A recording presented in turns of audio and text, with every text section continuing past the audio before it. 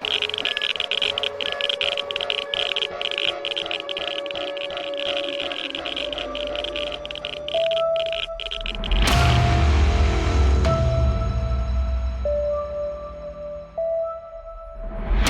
copiii se nasc fără mâini și fără picioare. E mai rău ca la război. Dacă eu sunt doctor și sunt cu tine. Taci din gură, taci din gură. Nu dai cu mine, taci din gură. Ana Maria!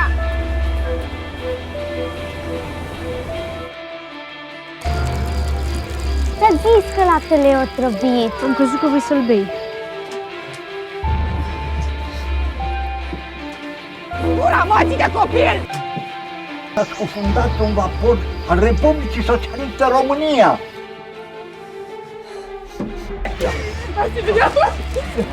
Lăsați-le că le Știi ce zice Vasil? Niciodată nu mai iubi mamă, niciodată. Nu înțeleg de ce mă urăști așa. Mai încet că te auzi vecinii. Mă doare în cur dacă mă auzi vecinii, nu vezi că sunt aici toți?